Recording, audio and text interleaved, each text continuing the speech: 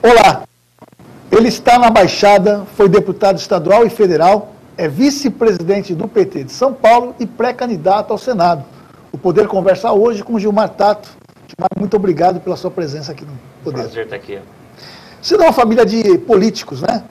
Vale a pena ainda ser político no país? Você sabe, Elton, é uma curiosidade muito grande das pessoas de saber assim a nossa história, tá certo? E aí eu comecei, todos os lugares que eu estou indo, eu estou visitando de 20 a 25 cidades por semana agora, nessa pré-campanha do Senado, e eu percebi que eu precisava perder um tempinho e falar um pouco da história da minha família, né? Então eu vou tomar a liberdade, né? É bem rapidinho.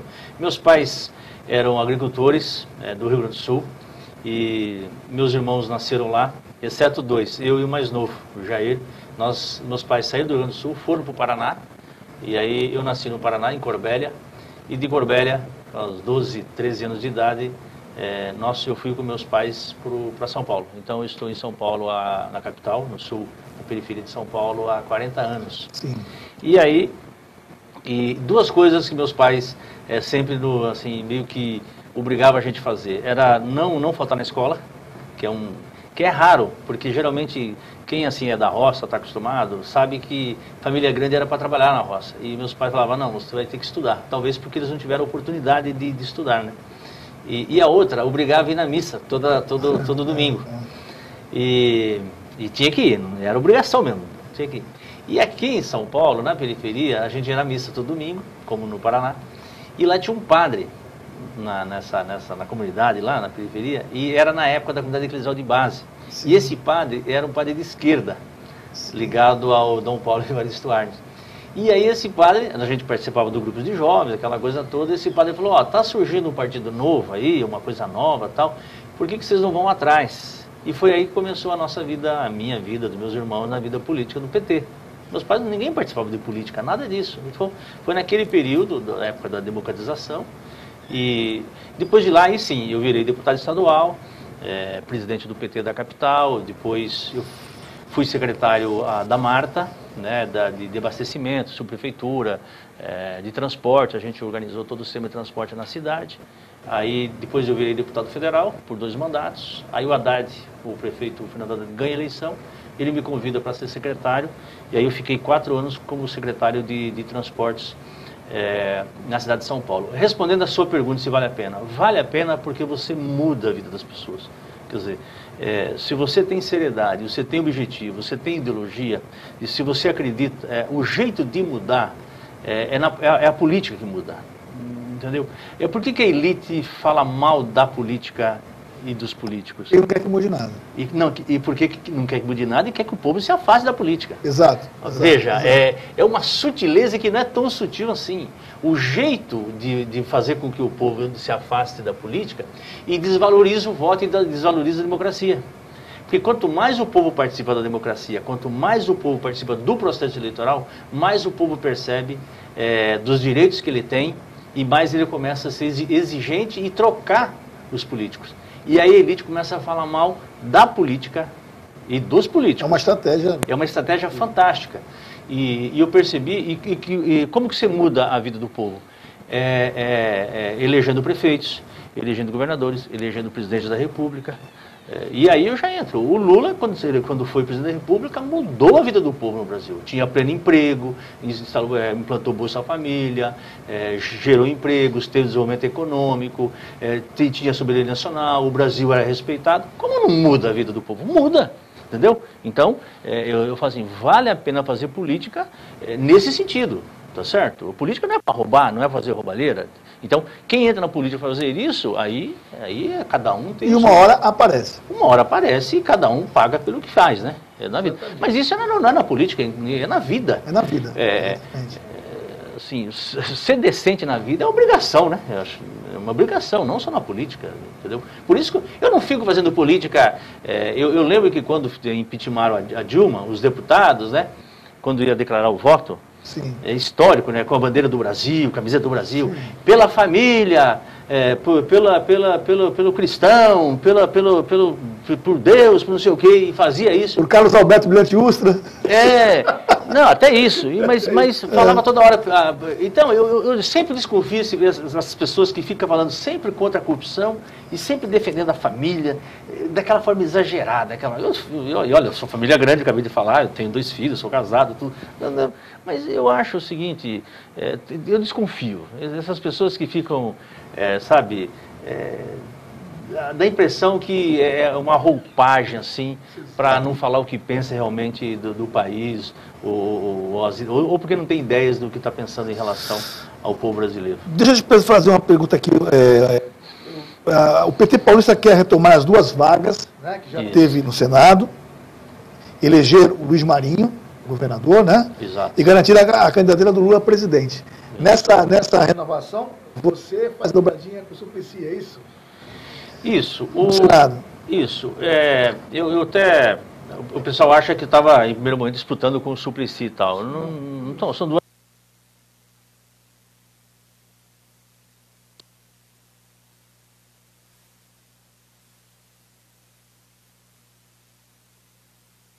Eu tive, inclusive, o privilégio, o prazer de ser secretário com ele. Eu já fui secretário lá atrás. O Haddad humanos e é uma pessoa muito querida. E a gente tem feito, às vezes, agendas juntos, né? E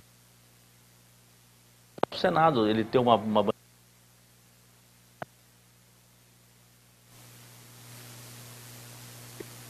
livro, ele trabalha muito em relação a essa questão. E assim,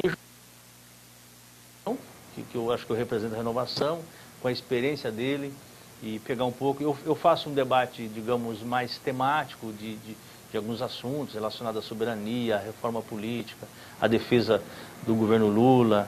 Isso precisa ter um outro estilo, um outro jeito de atuar, então a gente se soma.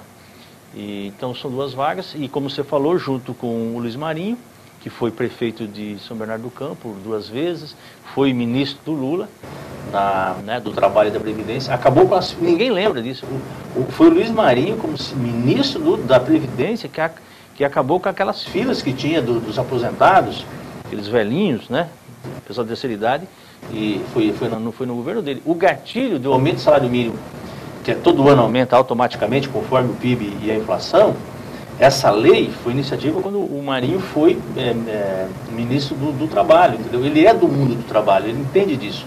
É uma pessoa que nasceu no interior de São Paulo, Cosmorama, eu sei porque eu passei na cidade dele, então eu brinco até hoje, agora não esqueço mais onde o Luiz Marinho nasceu. E ele tem 13 irmãos, para você ter uma ideia, então é uma família grande, e é uma pessoa muito simples, mas muito firme na defesa dos trabalhadores, sabe? Na defesa, é uma pessoa muito coerente. Ele aqui no programa, então, no jornal. Eu acho que seria uma coisa fantástica se São Paulo desse a oportunidade dele ser governador de São Paulo. O Senado renova 2 terços? 2 terços. Esse ano 2 terços termina o mandato da Marta Suplicy e do Aloysio Nunes. Né? A Marta se elegeu pelo PT, saiu. É uma tristeza para nós, uma decepção. O Suplicy, o Serra, os governadores, a gente já sabia, né? Porque realmente do PSDB, nunca teve um comportamento de defesa do lado do povo, né? Mas a Marta foi doída, né? Porque ela votou para derrubar, para tirar Dilma, né? Primeira mulher eleita a presidente da República. Depois ela votou contra a desregulamentar a CLT. A reforma trabalhista. A reforma trabalhista, votou também, ela votou. A CLT, né? A reforma trabalhista, ela votou. Aquele teto dos gastos sociais, da PEC que limita os gastos sociais, que congelou por 20 anos. 20 anos, exatamente. Está estrangulando, né, o país em relação a isso. Então, a gente achou melhor que o PT lançar os 2 nomes, tanto eu como do Suplicy para o Senado. O que o PT, dessa conjuntura toda, o Lula preso, né? As pessoas... O PT aprendeu alguma coisa com isso? Espero que eu tenha aprendido, né? Aprendido a ser menos ingênuo primeiro, né?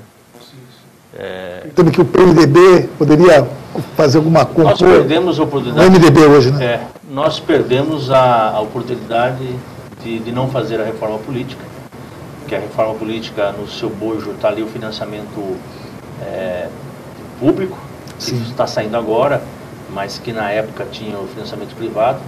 PT foi vítima muito forte disso. Sim. Parte desses escândalos tem a ver com o financiamento privado dessas empresas, desses escândalos todos, que acabou pegando só o PT e acabou não pegando os outros partidos. Então, nós fomos vítimas de algo que nós sempre defendemos e não fizemos quando tínhamos força política para fazer, principalmente no segundo mandato do governo Lula, primeiro ano do segundo mandato do governo Lula, eu estava lá, tá certo? E não fizemos. Nós deixamos de fazer a reforma do Estado. Quer dizer, quando você fala reforma política, não é só reforma política eleitoral, reforma do Estado. Nós somos ingênuos de achar que a Polícia Federal, o Ministério Público, Judiciário, eventualmente fosse aparato do Estado independente. Não é verdade. Tem lado. Tem lado. É o lado do poder econômico, é o lado da elite, é o lado que tem influência, é o lado... E o Raimundo Farol, no livro dos Donos do Poder, já tinha falado isso lá atrás. Os donos do café lá atrás, que aliás, Porto aqui do Santos, né, era a bolsa do café aqui, ele já falava lá atrás que a burguesia nacional, a elite, percebendo que não dava mais para defender os seus direitos, né, os seus privilégios, não podia mais ser através da espingarda, através da arma, colocar essa turma toda para entrar no aparato estatal, certo? No aparato estatal. E esse povo é isso.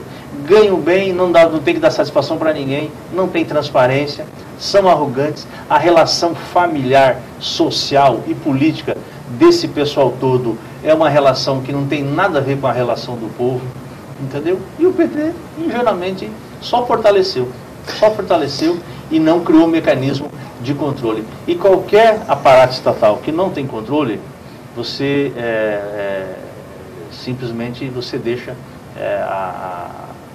perde o controle total da investigação, perde o controle do que estão fazendo, e aí outro dia eu conversei, falou democracia, outro dia eu conversei com umas pessoas e chegamos a uma situação, me falaram isso. Da redemocratização para cá, né?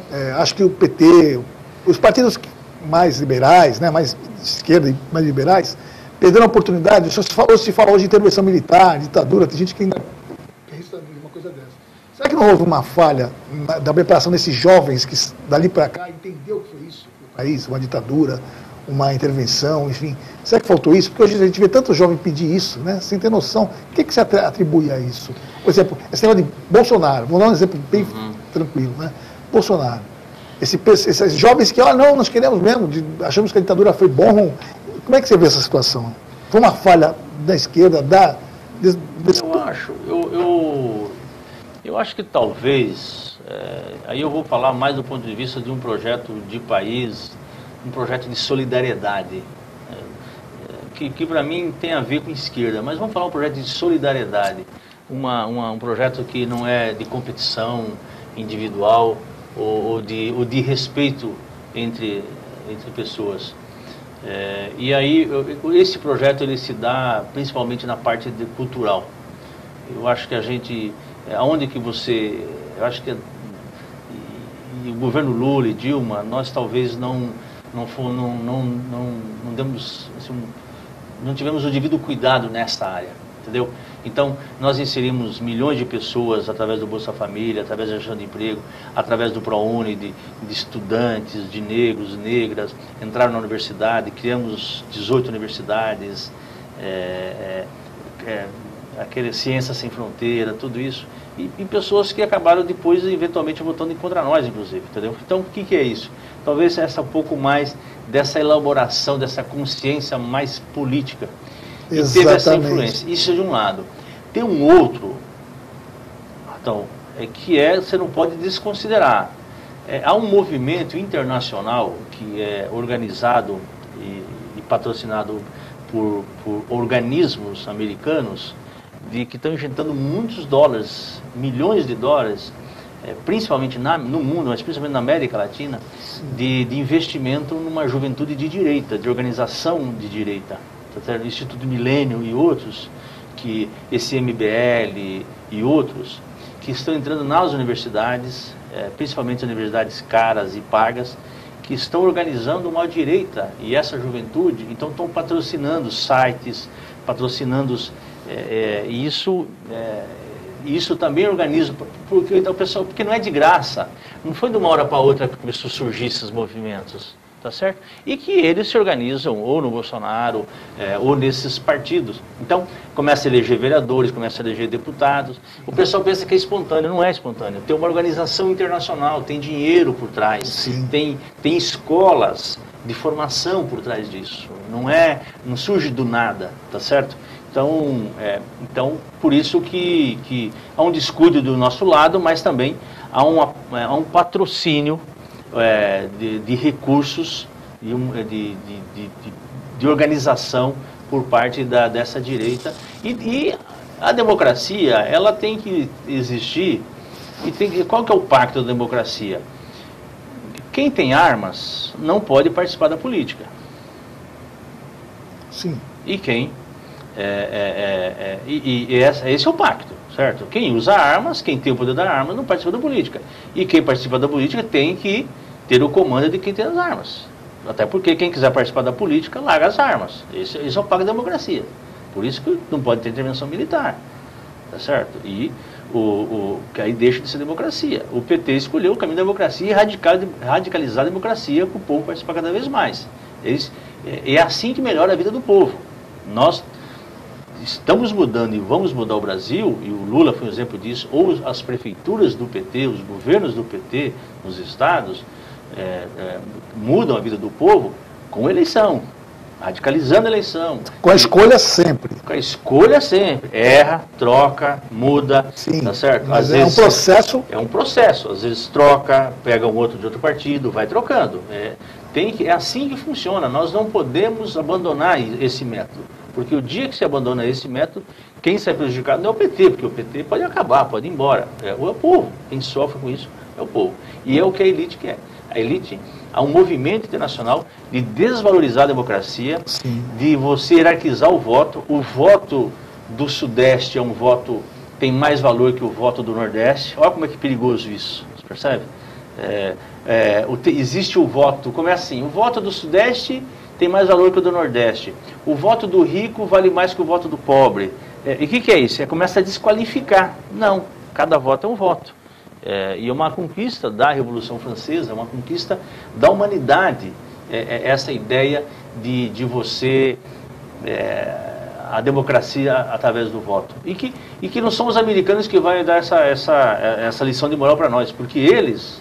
Se tem gente que não valoriza a democracia, valoriza no quintal deles. Tá exatamente. Certo? Tá certo? Mas lá a relação deles é com a Arábia Saudita, a relação que se tem um lugar que não tem democracia, lá eu conheço a Arábia Saudita, tá certo? A relação deles é com governos ditatoriais. Então, a relação deles é de negócio, tá certo? Sim. E eles não pensam duas vezes quando é para romper processos democráticos. Já aconteceu no Brasil, no Chile, no Uruguai, na Argentina. Em 64, e com a intervenção deles. Então, eles não são os patronos da democracia. Tio Sam é cruel mesmo.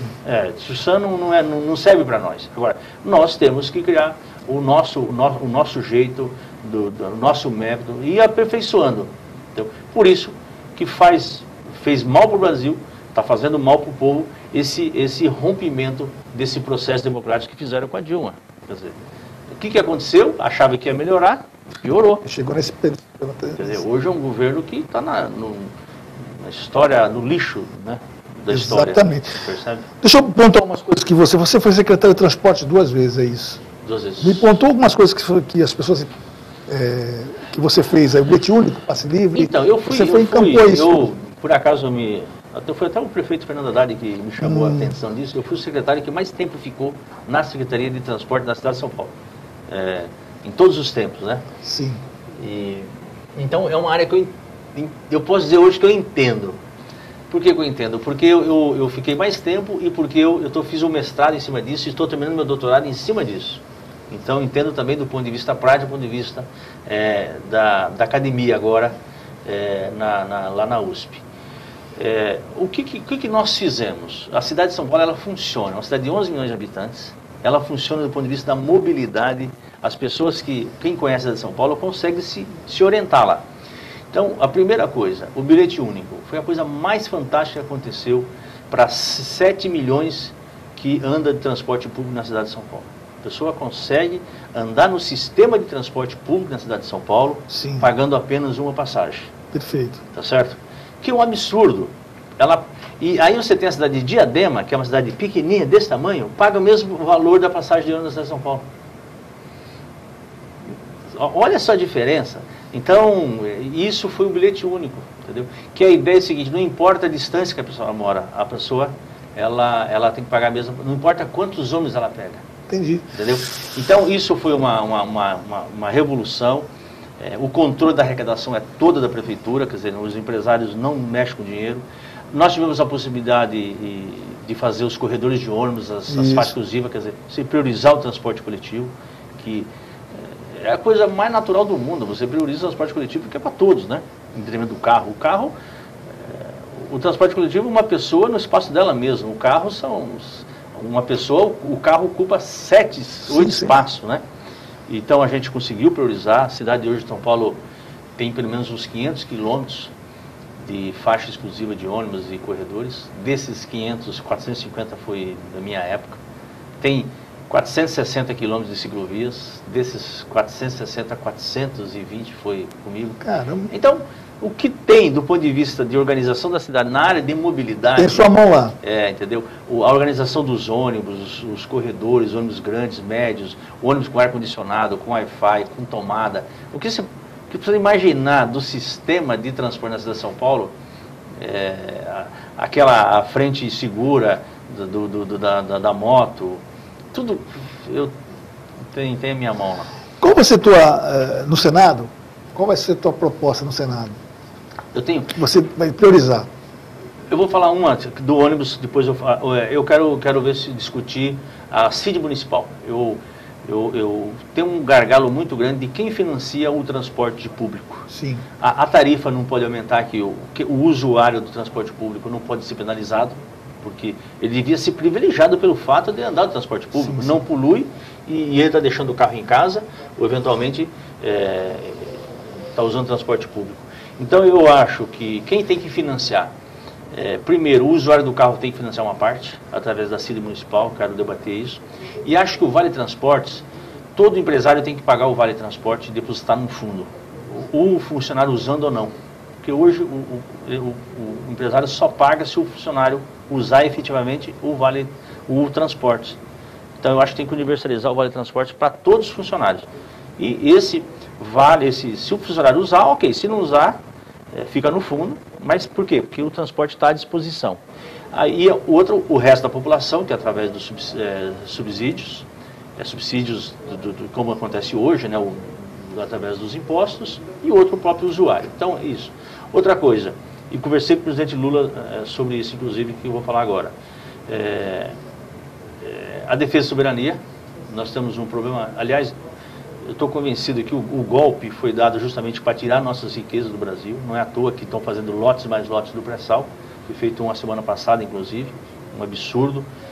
O Brasil deixando de perder trilhões de recursos relacionados a deixar de arrecadar impostos com esses leilões. Você está perdendo trilhões. Está perdendo no longo prazo, né? Sim. Desses leilões da Petrobras. Então, fazer um grupo de trabalho relacionado à soberania nacional, que tem a ver com o pré-sal desses leilões, tem a ver com o negócio da base de Alcântara, que fizeram um convênio com os americanos, que nós vamos ter que mexer nesses convênios, tem a ver com... Não deixar privatizar a Eletrobras, por exemplo? Não privatizar a Eletrobras, verificar esse contrato da Embraer lá, que lá tem uma parte que é militar, exatamente o que está acontecendo, o que eles querem vender para a Boeing, e a questão da biodiversidade da Amazônia, que tem cientistas, entre aspas, americanos na biodiversidade da Amazônia. Então, esse grupo de trabalho. Uma outra que eu quero trabalhar com isso, mexer com isso. A outra é essa reforma política e a reforma que eu falei da Polícia Federal, Judiciário e Ministério Público. Uma outra coisa para a gente ver como que mexe com ela. Então, não deixar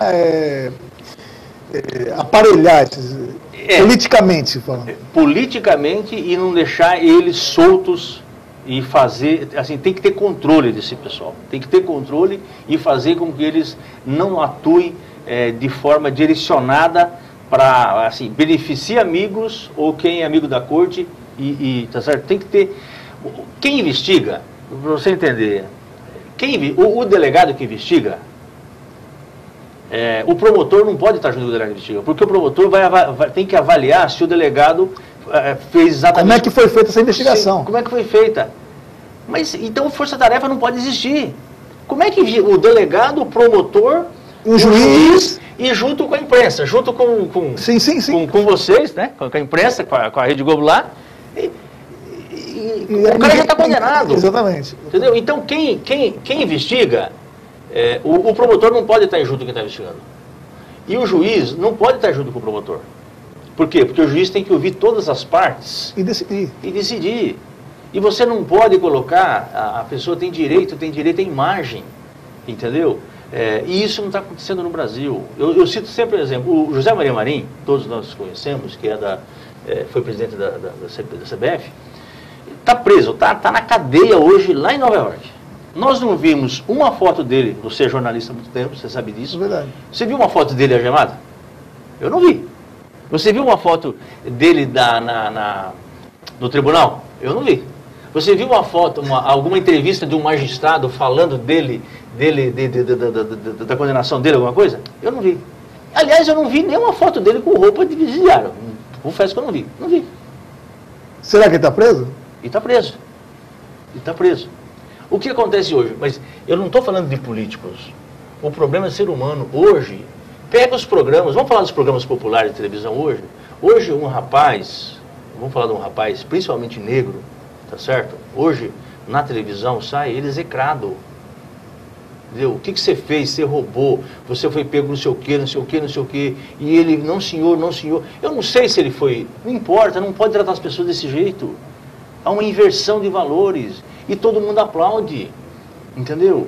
O delegado aplaude, o delegado expõe ele desse ridículo, o promotor acha que isso tem que ser assim, o juiz não está nem aí, e a imprensa também acha que... Entendeu? Todo mundo acha, e está errado, não pode ser assim, as pessoas não podem ser tratadas desse jeito. Por isso que aí tem os bolsonaristas da vida. Então a gente começa a achar que isso é normal, entendeu? Aí começa a ser normal a pessoa ser homofóbica, é normal a pessoa ser machista, é normal o homem bater na mulher, é normal a criança xingar a menina na escola, bater no professor. Você percebe? Então, alguma coisa a gente tem que fazer. Então, são coisas que eu quero tratar como senador. Prioridade. Tem outras coisas, que é o Pacto Federativo, os municípios estão sofrendo muito com essa dispersão de recursos, que nós temos que dar uma resolvida. Os prefeitos sofrem com a pressão popular e os recursos ficam muito centralizados. A guerra fiscal, São Paulo, o nosso senador do estado de São Paulo, o governador aqui, não cuidou disso, deixaram as nossas indústrias ir tudo para fora, a gente perdeu muito emprego, que a gente quer dar uma trabalhada. Então, são várias coisas que eu quero trabalhar. Quero ser um senador de verdade, um senador do país, evidente, mas também vai defender os trabalhadores e os trabalhadores do estado de São Paulo. Tato, infelizmente, acabou, já acabou. Eu tinha outras coisas para perguntar para você, mas infelizmente acabou o nosso tempo. Eu te agradeço muito a sua participação, é verdade. Eu estou meio frustrado hoje, sinceramente. Mas vou ter que terminar o programa. Tá bom. Muito obrigado pela sua participação. Eu que agradeço, parabéns aí pelo seu programa. Obrigado, ok? O Poder fica por aqui. Lembrando que vai ao ar todas as segundas, quartas e sextas-feiras, às 15h30, ao vivo pelo Facebook, com reapresentação às 22 horas pela TV Ilha do Sol. Obrigado pela audiência e até o próximo.